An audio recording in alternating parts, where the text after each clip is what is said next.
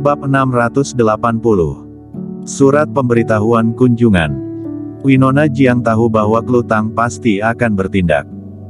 Dia hanya ingin mencari tahu apa yang akan dilakukan Klutang dan untuk melihat apakah ada sesuatu yang dia butuhkan untuk bekerja sama. Klu, jangan terlalu memusuhiku. Aku tidak bermaksud apa-apa lagi. Aku hanya ingin melihat apa yang bisa aku lakukan untuk membantumu, kata Winona Jiang. Di depan Kingston Jiang, Klutang menunjukkan kebesaran hatinya. Tetapi secara pribadi, dia tetap menatap lurus ke arahnya, seolah-olah dia berutang banyak uang kepada Klutang dan belum membayarnya kembali. Klutang melirik Winona Jiang dan berkata, "Masuk dan bicaralah." Dia berbalik dan memasuki rumah. Winona Jiang mengikuti dari belakang. Di dalam ruangan, Winona Jiang bertanya, "Kamu membawa pedang pembasmi iblis. Apakah kamu akan bepergian jauh? Apa yang ingin kamu lakukan?" Klutang berkata, "Dunia seni bela diri kuno terlalu berantakan. Kingston Jiang masih harus melakukan terlalu banyak hal, dia tidak boleh sampai terganggu. Aku akan membantunya membersihkan dunia seni bela diri kuno dan menempatkan dunia seni bela diri kuno dengan kuat di bawah partai Tianmen. Aku berencana untuk pergi ke faksi Tian Shan terlebih dahulu dan membuat faksi Tian Shan tunduk." Setelah mendengar ini, Winona Jiang terkejut. "Apakah kamu akan membunuh lagi?" Klutang meliriknya dan berkata, "Aku memiliki batasan tersendiri. Aku tidak akan membunuh orang yang tidak bersalah. Aku hanya memaksa dan menggunakan partai Tianmen untuk menekan faksi Tian Shan saja dan tidak akan melakukan pembunuhan secara besar-besaran." Setelah mendengar ini, Winona Jiang menghela napas lega. Jika Klutang benar-benar pergi ke faksi Tian Shan dan menggunakan kekerasan untuk menganiaya dan membantai di faksi Tian Shan, tak seorang pun dari faksi Tian Shan mungkin bisa melawannya. Tidak hanya faksi Tian Shan, aku khawatir tidak banyak orang kuat yang dapat bersaing dengan Klutang di negara Dacia sekarang. Ada yang bisa aku bantu. Kamu tidak akan bisa membantu. Kamu hanya perlu melakukan hal-hal yang menjadi tugasmu. Kamu tidak perlu khawatir tentang yang lain. Klutang tidak meminta Winona Jiang untuk membantu dirinya. Selama Winona Jiang tidak mengganggunya, dia dapat melakukan segalanya dengan tenang dan membantu Kingston Jiang dengan sepenuh hati. "Oke, anggap saja aku tidak pernah ke sini." Winona Jiang berdiri dan pergi.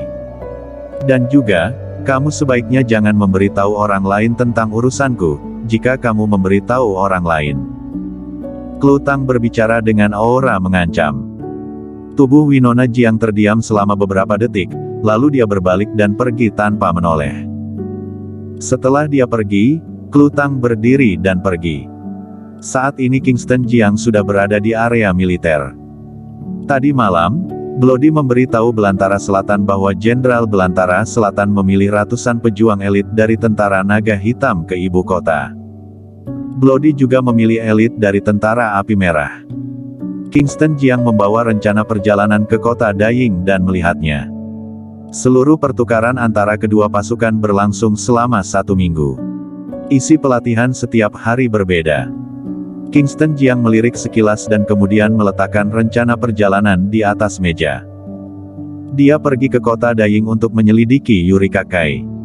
Adapun pertukaran antara kedua pasukan, dia tidak tertarik. Tok, tok, tok. Ada ketukan di pintu. Kingston Jiang memanggil, "Masuk." Pintu terbuka dan Bloody, yang mengenakan seragam militer, masuk dengan membawa 3 gelar bintang bersinar di pundaknya. Putra Surgawi. Bloody datang, berdiri tegak, memberi hormat dan berteriak, "Tentara Naga Hitam dan Tentara Api Merah sudah siap, kapan kita berangkat?" Segera. Kingston Jiang tidak ingin menunda waktu, dia ingin pergi ke kota Daying lebih awal lalu menyelesaikan masalah lebih awal dan bergegas kembali lebih awal. "Ya." Bloody mengangguk dan berkata, "Aku akan segera memberitahu mereka." Bloody berbalik dan pergi. Memerintahkan Tentara Naga Hitam dan Tentara Api Merah untuk naik ke pesawat. Dan Kingston Jiang juga meninggalkan kantor. Hari ini dia tidak mengenakan pakaian kasual, dia mengenakan baju naga hitam dengan 10 bintang bertabur di pundaknya. Dia adalah satu-satunya komandan bintang 10 negara Dacia dan satu-satunya dalam sejarah negara Dacia yang sudah berusia seabad ini. Ini adalah penghargaan dan kepastian untuknya dari negara ini. 200 orang naik ke pesawat dan pesawat lepas landas. Kingston Jiang juga memulai perjalanan ke kota Daing. Dibutuhkan lebih dari 10 jam untuk terbang ke kota Daing. Di pesawat, Kingston Jiang juga mulai mengajarkan metode meditasi yang tercatat dalam medis klasik pada Bloody. Meditasi adalah cara untuk mengumpulkan energi Qi dengan cepat. Kungfu asing Bloody memang bagus, meski belum sampai ekstrim kungfu asing, tapi itu sudah lumayan baik. Kebugaran fisiknya juga jauh lebih baik daripada orang biasa. Dia belajar metode meditasi, paling lama 1 bulan, dia sudah bisa mengumpulkan energi Qi. Setelah mengumpulkan energi Qi, dia sudah dapat berlatih energi Qi rasi bintang. Saat mengajarkan metode meditasi, Kingston Jiang juga memberitahu Bloody tentang metode latihan energi Qi rasi bintang. Tepat ketika Kingston Jiang menginjakan kaki di perjalanan kota Daing. Negara Dacia, pinggiran kota beberapa ratus kilometer dari kota Tianqi. Dekat faksi Tianshan. Sebuah area terbuka. Banyak orang berkumpul di sini, semuanya mengenakan jaket hitam dan topeng di wajah mereka. Siwu, Siwu. Sesosok jatuh dari langit. Orang ini mengenakan jaket hitam besar dengan topeng mengerikan dan menakutkan di wajahnya. Dia juga memegang pedang di tangannya. Gagangnya hitam dan bilah tertutup oleh sarung pedang. Selamat datang ketua partai. Ratusan orang berjaket hitam dan bertopeng berlutut di tanah pada saat yang sama, suara mereka bergema dengan sama dan keras. Orang yang memegang pedang adalah Klutang. Setelah Kingston Jiang pergi, dia mengumpulkan kekuatan partai Tianmen dan berkumpul di faksi Tianshan untuk memaksa faksi Tianshan untuk bergabung dengan partai Tianmen dan mendengarkan pengaturannya dan bersiap untuk tujuan besar Kingston Jiang. Black, Klutang berbicara, suaranya sedikit serak. Bawahan ada di sini. Seorang pria dengan area berdiri, berjalan beberapa langkah ke depan dan berlutut di tanah lagi. Apakah kamu sudah memberikan surat pemberitahuan kunjungan? Bawahan menjawab ketua partai, sudah diserahkan ke faksi Tianshan. Oke, ayo pergi. Klutang melirik pegunungan yang tertutup salju di depan dan berjalan menuju pegunungan yang tertutup salju di depan. Faksi Tianshan. Lebih dari 2 bulan yang lalu, pertempuran sengit pecah di sini dan faksi Tianshan dihancurkan. Namun, setelah 2 bulan pembangunan, bangunan di faksi Tianshan juga telah dipugar kembali.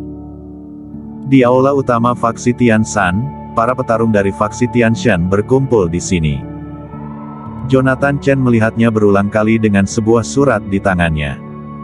Ketua sekte, selama ini, Partai Tianmen telah memicu badai berdarah di dunia seni bela diri kuno dan sekarang tiba-tiba mengirim surat ini. Ini pasti bukan hal yang baik. Pengunjung itu pasti ada maksud tidak baik. Di bawah aula, beberapa sesepuh khawatir. Ekspresi Jonathan Chen juga serius. Sebagai ketua sekte faksi Tianshan, pemimpin dunia seni bela diri kuno negara Dacia, bagaimana mungkin dia tidak mengenal Partai Tianmen? Bagaimana dia bisa tidak mengetahui apa yang telah dilakukan Partai Tianmen selama ini? Ayah. Ada juga seorang wanita berusia 20-an di bawah ini. Dia mengenakan satu set baju besi merah dan memegang pedang di tangannya. Ayah, aku mendengar bahwa dalam sebulan terakhir, Partai Tianmen telah memerintah banyak sekte dan keluarga. Sekarang, kecuali beberapa sekte besar dan keluarga besar, semua tempat lain telah bersatu dengan Partai Tianmen. Mereka telah menempati setengah dari dunia seni bela diri kuno. Jocelyn Chen memiliki sedikit kekhawatiran di wajahnya yang cantik. Partai Tianmen sangat ambisius.